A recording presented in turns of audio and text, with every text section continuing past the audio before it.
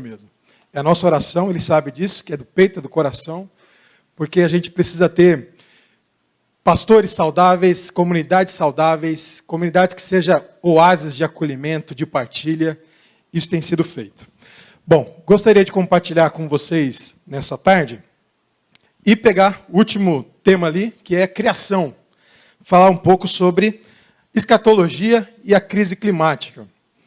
Esse tem sido um tema que tenho lido, tenho pesquisado, mas ele também foi reforçado, porque em junho, o coletivo Conversas Pastorais foi convidado para participar de uma visita técnica a dois institutos de prestígio do nosso país, que é o CEMADEM, né, e o INPE.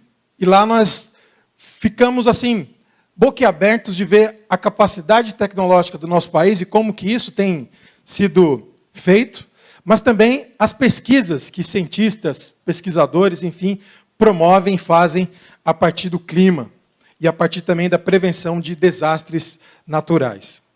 E nós ficamos sabendo assim nós tivemos muita informação e delas nós tivemos números que também nos deixou assim impactados, mas também com uma pergunta: o que a igreja pode fazer sobre isso? Qual é a pastoralidade que a igreja pode promover a partir disso?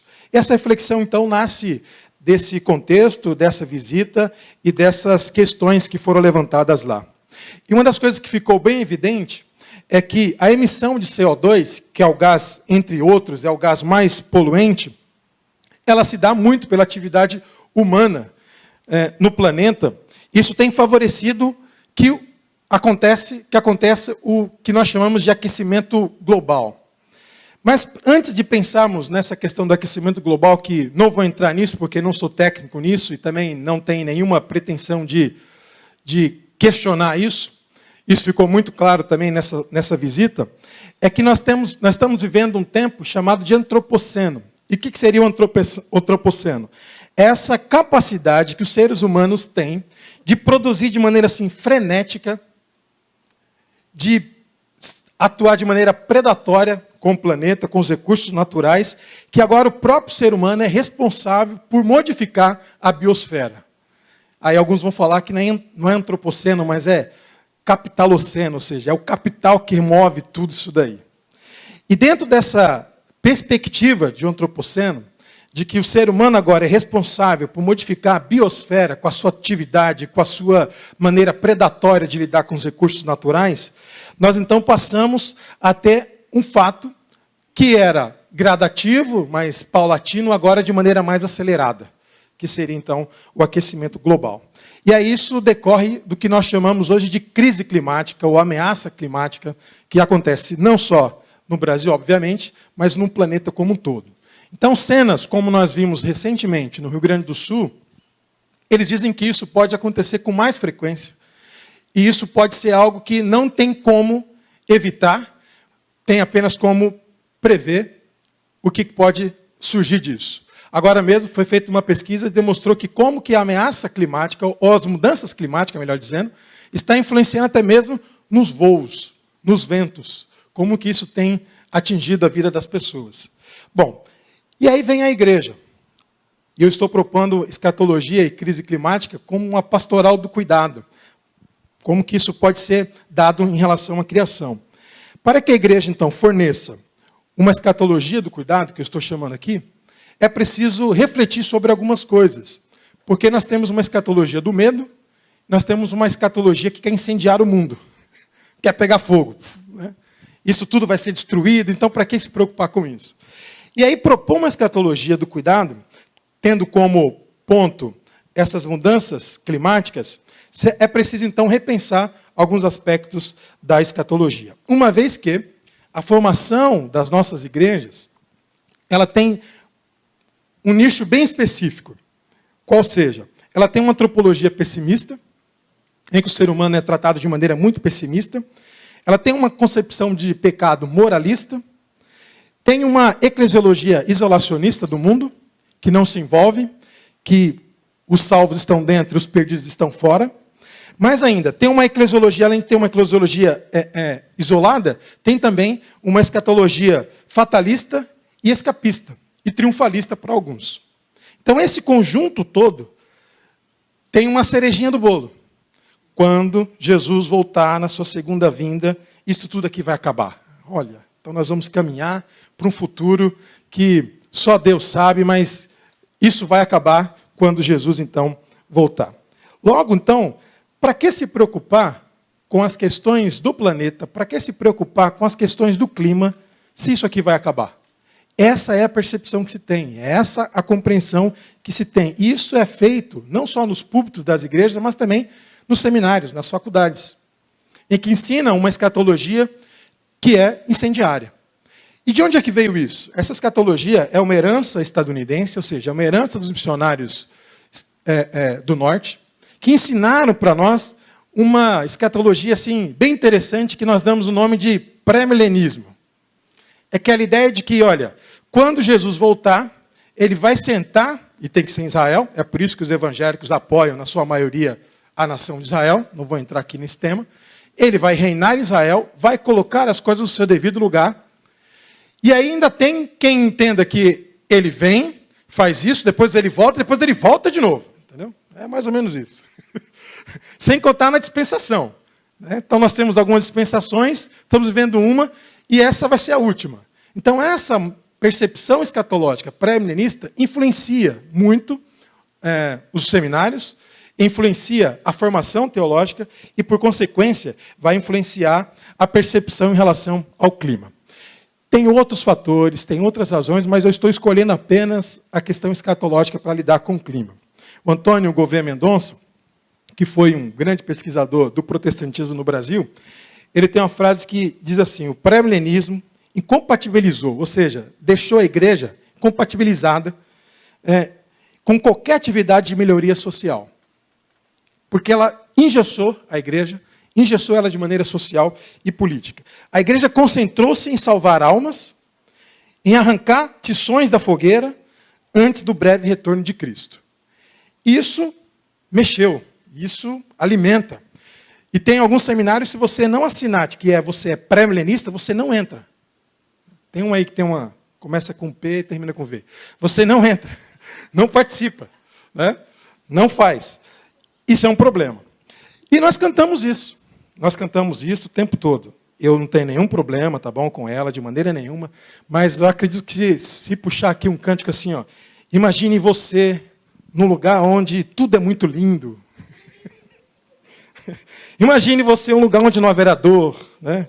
Nem ódio, nem rancor. Olha que beleza. E o céu para onde eu vou, tá? Imagine você voando com os anjos. Olha só, isso é lindo, gente. Imagine você andando pelas ruas e tem que ser de ouro e de cristal. Naquele texto do Apocalipse, tem que ser de ouro e de cristal, como nunca viu igual. Imagine. Eu queria ir para lá, viu? Queria ir para lá. Se eu pudesse estar lá, não queria voltar. Então não é mais pré-milenista. Não queria voltar. Só para ver o meu rei, frente a frente com o Pai, só cantando assim, santo, santo é o Senhor. E aí vem o refrão, né? Eu queria ir para lá. Se eu pudesse estar lá, não queria voltar só para ver o meu rei. Essa música, ou essa canção, não só aqui, que popularizou, mas também nos cancioneiros. Batista, presbiteriano, sou peregrino aqui, em terra estranha estou. Toda essa capacidade de escapar favoreceu com que a igreja evangélica não se preocupasse com a questão do clima, com a questão da criação, mesmo entendendo que é Deus o Criador. Então, uma igreja que tem na sua perspectiva o arrebatamento, e seja lá o que significa, como escape das mazelas do mundo, ela ainda não compreendeu a sua dimensão holística e a mensagem de esperança que o Novo Testamento traz para ela. No Novo Testamento, não há qualquer ensino elaborado sobre a destruição da criação. Nem mesmo de 1 Pedro sobre isso. Não há. Com a morte e a ressurreição de Jesus, isso nós acabamos de cantar na última música, com a morte e a ressurreição de Jesus, inicia-se o quê? Uma nova criação, e essa nova criação faz com que fique na expectativa da parousia. Sim, mas assim, não faz o menor sentido apregoar o quê? A destruição da criação que é amada por Deus. Isso não faz o menor sentido. Até porque os primeiros seguidores de Jesus, incluindo aqueles que escreveram o Novo Testamento, Eles não esperavam que o mundo fosse acabar. E aí, como é que fica isso, então, né? Se nós temos uma questão do céu, como nós acabamos de ver, uma letra de uma música, como é que fica isso? É porque nós temos uma ideia de reino de Deus como se fosse algo intimista. Como se Jesus fosse cardíaco, ele gosta do seu coraçãozinho, sabe? E não é assim. O reino de Deus é algo para além da nossa questão intimista. O reino de Deus está para além disso. O reino de Deus não é uma questão de destino pós-morte, de nenhum momento. Nem escapar deste mundo para outro. Como dizer, bye bye mundo, estou indo embora. O que acontecer com você, fica aí do jeito que está. Não. Antes, a mensagem do Novo Testamento, escatológica precisamente, é de que haverá um momento em que céu e terra será uma nova dimensão em Deus. Essa é a compreensão. A nova Jerusalém, de Apocalipse 21 e 22, descerá do céu e se unirá com a terra como se fosse um abraço eterno. Portanto, céu não é um destino futuro dos crentes, como se estivessem estacionados lá e parados lá para nunca mais voltar. Essa compreensão. Céu é uma linguagem que o Novo Testamento adota para falar da plenitude de Deus, que será concretizada na restauração da criação. Isso também Paulo explica em Romanos capítulo 8. Então, a maneira como os cristãos veem o mundo, sem a escatologia testamentária, tem as suas raízes num platonismo. Num platonismo ocidentalizado, em que a pessoa está preocupada com a sua alma. E também no gnosticismo, desmaterializado. Não tem matéria, não tem nada disso. Então, essa visão, ela não encontra nenhuma base não testamentária na sua percepção escatológica. Somente nessa concepção, somente é possível entender quando nós olhamos a escatologia e vemos que a criação é algo que está indo, caminhando, e tem como fator preponderante a ressurreição de Jesus, a sua morte e ressurreição. E aí tem um autor que se dedicou a pensar nisso e foi muito criticado no Brasil, que é N.T. Wright. Quando ele escreveu o primeiro texto, Surpreendido pela Esperança, ele foi criticado e alguém falou assim, como não tem céu? Que história é essa que não tem céu? Ele escreveu um segundo título, que é a História e Escatologia, para desenvolver essa percepção escatológica e ensinar como que isso se dá com a questão da criação. Então, é muito salutar que nós pensamos o cuidado pastoral também com a criação. Porque a criação faz parte daquilo que a igreja vai, de alguma maneira, através da ressurreição, participar. Não é algo dissociado, é um que caminha com a comunidade. Então, a maneira como os cristãos veem o mundo, a maneira como os cristãos entendem a criação, faz parte da escatologia do Novo Testamento. A escatologia do Novo Testamento é um caminho em que a igreja antecipa o futuro que ainda não viveu. E nessa antecipação do futuro que ela ainda não viveu, ela tem, então, a prerrogativa de caminhar e fazer tudo o que seja possível, de maneira política e social, para que isso seja concretizado. Então, a igreja, ela antecipa aquilo que ainda será. Isso só a igreja tem. Nenhum ordenamento político, jurídico é possível. Apenas a igreja. É por isso que o N.T. Wright vai dizer o seguinte, que a igreja é o projeto piloto. É aquela que dá um impulso para uma nova criação. E o Moltmann vai colocar que a teologia da esperança, ela não é uma fantasia, mas ela é a mensagem que a igreja tem para dar a ela visibilidade, horizonte do que vai ser o reino de Deus. Então é muito complicado quando nós temos uma percepção escatológica que desprestigia a criação, que coloca a situação pastoral escapista, fatalista, e deixa o mundo como se ele estivesse navegando sem rumo. E a igreja é chamada para participar desse futuro. Os evangélicos, então, deveriam ser os principais promotores de uma agenda ambiental. Políticos que se dizem evangélicos deveriam ser os primeiros a levantar essa bandeira e discutir isso de maneira aberta. Porque os evangélicos entendem que Deus criou o mundo. Mas se Deus criou o mundo, ele vai destruir a criação que ele fez? Não bate, não fecha. Isso não tem nenhuma base no Novo Testamento para isso.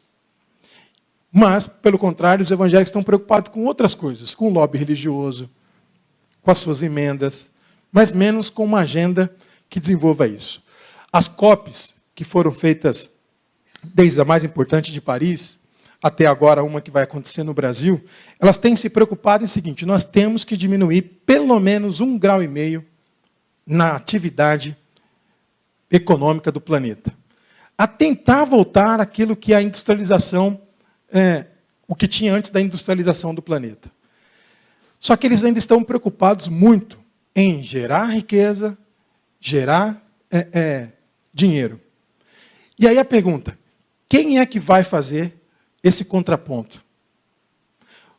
No campo da antropologia indígena, eles têm feito esse caminho e têm apontado isso. No Brasil, nós temos uma expressão muito importante, que é o Ayrton Krenar.